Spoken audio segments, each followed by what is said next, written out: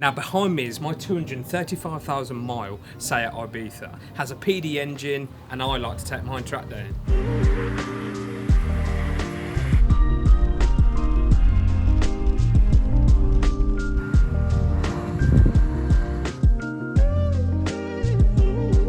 What we're saying, guys, and welcome to OnlyVAGs. In today's video I'm going to be showing you around my £900 diesel track car, which isn't quite true, seeing as I got given a car, but the title sounds good, doesn't it? Can you use a diesel as a track car? My answer is quite simply yes. Basically, I've got a group of friends who were all into cars, all into different branded cars really. I quite like my VAG group stuff. Typical sort of VW owner, if you like. We all live pretty local to Bedford Autodrome, and during the summer last year, they all said that they were going on a track day. I've been into motorsport for years. I used to follow religiously the BTCC back in the early noughties when I was a child, and I have really fond memories of my dad taking me to Rockingham, that's just up the road, Silverstone, Donington. I wanted to take the plunge and buy myself a track car. Unfortunately, having a young family, you have priorities, so I didn't have a massive budget to spend on buying a track car. A little while back, my dad said to me that he's got this Ibiza PD130 6L BLT engine he doesn't need anymore. So my dad offered me the Ibiza that had been sat for around 9 months or so. Had a couple of things wrong with it, like for example, it had 2 broken springs, the old stabiliser link was knocking, and the dual mass was a little bit rattly. He offered me it for free, so I said, yeah, I'll take it off your hands. I got the work done. One of my best friends actually owns a garage quite locally, and he said that he'd help me, especially do the dual mass flywheel. Got that done, and yeah, I just thought I'd just give you a little walk around. So here she is, Ibiza 6L with a PD130 engine in it. She's done 235,000 miles. What an absolute beast she is. For you PD owners that know a fair bit about these cars, 230,000 miles really isn't a lot. She's very rough. Absolutely covered in bird shit, by the way. Look at the state of that. Look, only just done these as well. The old hazy lights look great, don't they? Tow hook there, already in because race.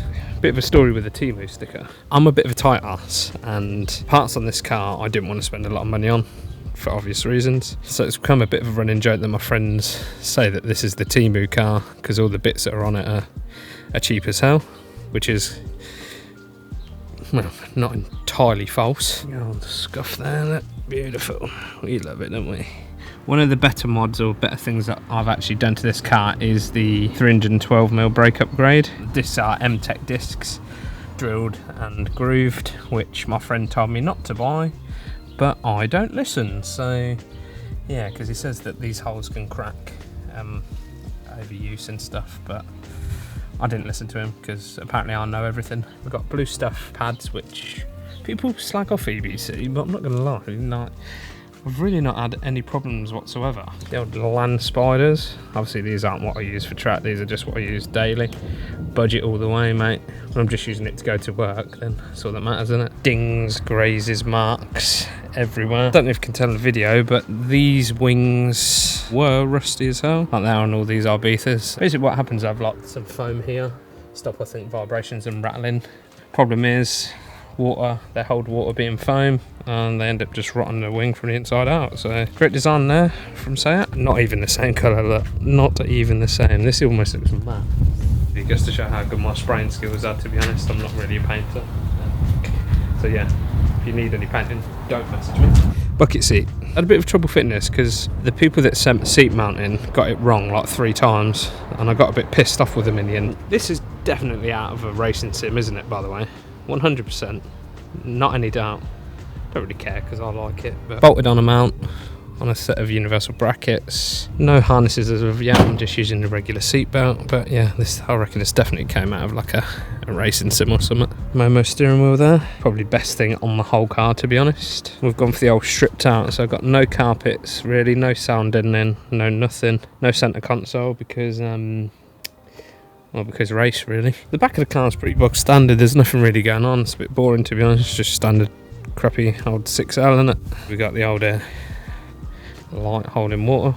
With it being stripped out, it's got multi-purpose use as being a van, and recently I've been doing my garden up, so yeah, not even bothered to clean it out yet. So in regards to mods, this has had a fair few bits done to it. I'm a tight bugger. I don't like spending money. So it's had a remap like every single PD130 probably has in the world. No pop and bangs or anything, and no smoke, because on track it's not ideal.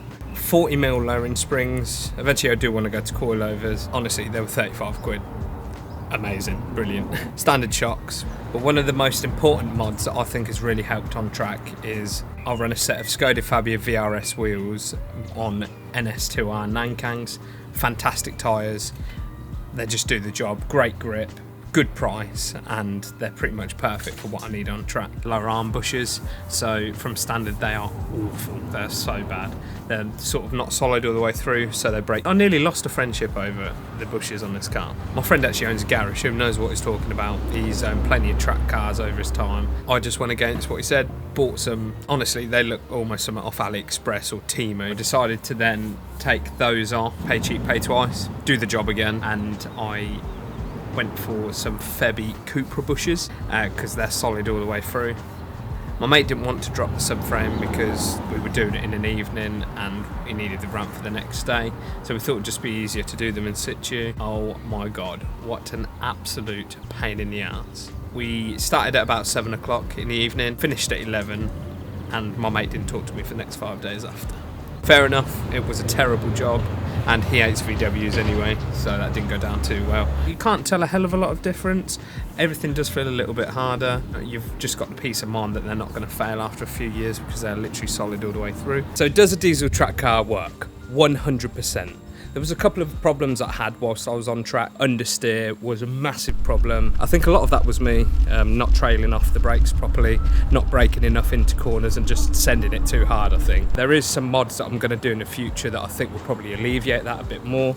I don't want to go as far as getting an LSD or really that sort of thing, because it is just a bit of track day fun. I think something like maybe like a rear anti-roll bar may help, just to give it that bit more stability and a bit more, you know, stiffness in the corners. So there is a couple of mods that I'm going to be looking at doing, so stay tuned on the channel for that. But my recommendation to you guys watching at home would be just go and do it. If you've just got an old banger sitting around at home and you think, oh, I fancy doing a track day, just do it. Like, it is so much fun. I can't actually tell you how much fun it really is to just go and do it. It's such a laugh, especially if you go with a few of you, like, you know, you book a garage and everything.